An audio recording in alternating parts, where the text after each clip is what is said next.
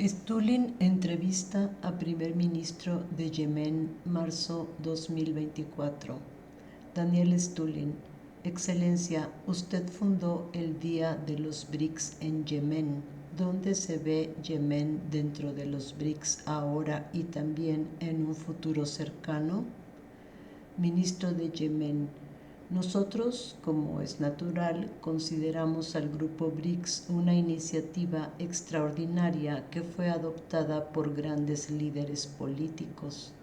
El BRICS es un proyecto político, económico, jurídico y comercial, industrial, turístico, deportivo y cultural que abarca todos los aspectos de la vida.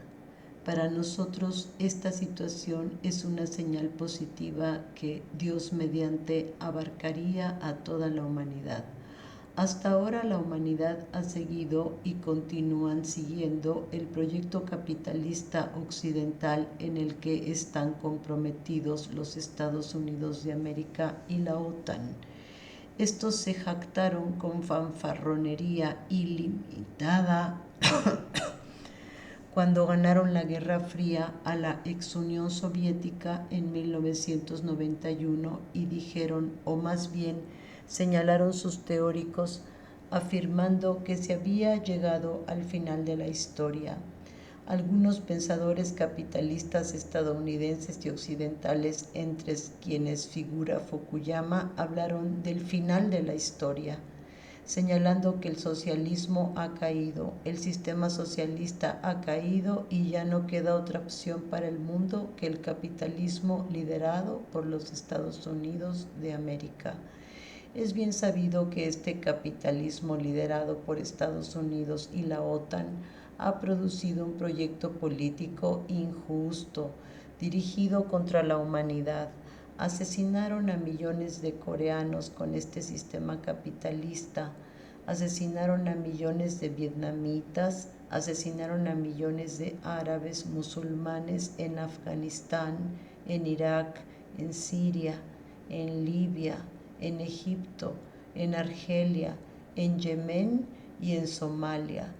Este sistema capitalista occidental está dirigido contra la humanidad, crece y se expande a expensas de toda la humanidad. Por lo tanto, el proyecto BRICS, como una especie de alivio ante esta gran injusticia contra las personas de todo el mundo, ya sean estos habitantes del primer mundo en el hemisferio norte de la Tierra o los pueblos del sur. Y es que el mundo ha estado sometido a la injusticia del colonialismo europeo durante casi 3 siglos, además de lo sucedido en América cuando los colonizadores europeos llegaron y exterminaron a cientos de millones de los nativos americanos, los pueblos indígenas de las Américas. También exterminaron a millones en África y también a millones de los nativos en Australia. El sistema BRICS, partiendo de los aspectos económicos, políticos, militares, es un sistema que llama a la multipolaridad en la gestión del mundo y la diversidad de la gestión del mundo. Es para nosotros una especie de respiradero para los oprimidos y los pobres. Este sería un sistema, Dios mediante, que favorecerá a los pobres de todo el planeta.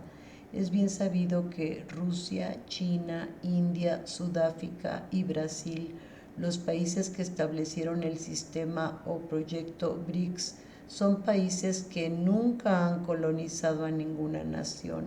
Más bien sufrieron los embates del colonialismo, a excepción tal vez de Rusia, porque el colonialismo afectó a la India, Sudáfrica, Brasil y a la propia China.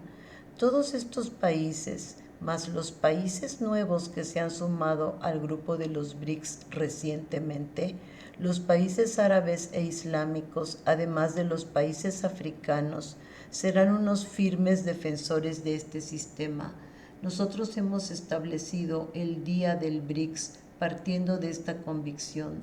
Somos optimistas y estamos convencidos de que nosotros como país yemení Nos incorporaremos a este eje para que se convierta en un eje útil para nosotros como ciudadanos y para que también contribuya a la economía global de los BRICS. Daniel Stulin.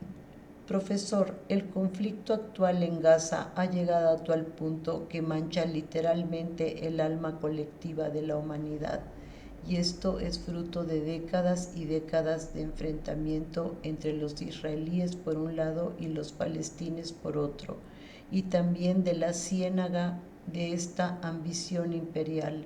La sentencia del Tribunal Internacional de Justicia del 26 de enero de este año dictó un veredicto irrefutable. Israel está a punto de crear un genocidio en Gaza, así que o se pone fin pronto a este conflicto o los nunca más del mundo, que tan claramente se manifestaron al final del holocausto nazi durante la década de 1940, sonarán huecos para siempre y por lo tanto urge un alto al fuego inmediato y permanente en Gaza. Ahora mi pregunta es, ¿cómo se puede lograr este alto al fuego? Ministro yemení. Estimado hermano, cuando se produjo en Europa hace aproximadamente 400 años el movimiento cultural denominado la Ilustración, los filósofos y pensadores de aquel periodo nos anunciaban una era de justicia, de la libertad humana, de la justicia de la hermandad humana, la libertad de los niños y la libertad de las mujeres y la libertad del pensamiento y libertad y democracia de la cultura. Durante casi 400 años, pensadores y filósofos como Spinoza, Goethe, Schiller, Karl Marx, Engels y otros filósofos y pensadores europeos han repetido todas estas teorías por todo el orbe. Pero cuando llega el momento de la verdad, de la aplicación del derecho internacional, hay una clara diferencia de intereses, por ejemplo, entre la Federación de Rusia y Europa Occidental y la OTAN en Ucrania. Durante tal vez semanas, una guerra filosófica, una guerra científica, una guerra comercial, una guerra de seguridad y una guerra militar. Todos estos países se unieron simultáneamente contra la Federación de Rusia. En cuestión de meses pudieron imponer más de 3.000 sanciones como las que le impusieron a Cuba contra la Federación de Rusia, porque ellos, esto es lo que alegan, Rusia fue que atacó a Ucrania. Por supuesto, adoptaron esta postura precisamente porque Ucrania es un estado nazi. Eso resume completamente el concepto de conciencia y la cultura europea, ya que solían hablar de las ideas más hermosas por los pensadores alemanes, austriacos, franceses y británicos, pero perpetraron crueles masacres contra africanos y contra los árabes argelinos. Pero en aquel entonces no había ningún medio de comunicación como hoy para publicar estos hechos ante la opinión pública mundial. Hoy en día se repiten el mismo idioma, el mismo vocabulario, las mismas frases y quizá hasta la misma redacción de las frases periodísticas, literarias y mediáticas que se formulaban cuando masacraban a los africanos y a los pueblos de América del Norte y del Sur y a los aborígenes en Australia. Repiten el mismo molde, la misma filosofía, el mismo vocabulario, son los mismos teóricos europeos blancos. Este oportunismo se puso de manifiesto en la guerra de la OTAN contra Rusia en Ucrania, porque la guerra no es en absoluto una guerra Rusia contra Ucrania. La guerra de hoy es una guerra atlántica contra la Federación de Rusia, pero tiene lugar en suelo ucraniano a través de sus agentes neonazis en Ucrania, pero finalmente han expuesto su desnudez de la manera más terrible y más amplia. En la Franja de Gaza hablan de hermandad, tolerancia, derechos humanos y derecho internacional humanitario, pero proporcionan a las bandas de la entidad sionista judía las últimas armas y las municiones, las últimas bombas, los últimos aviones, los últimos radares, etcétera. Hablan de sus intereses. Yo reacciono y lo repito aquí. ¿Es el Mar Rojo una zona de interés estadounidense británico o es en efecto una región donde prevalecen los intereses árabes? Quizás podamos incluir al enemigo sionista en esto, ya que son nuestros socios tras la decisión de la partición. Pero Estados Unidos no tiene absolutamente ningún derecho, ni Gran Bretaña tiene ningún derecho en absoluto. Están violando el derecho internacional e imponiendo una batalla desigual.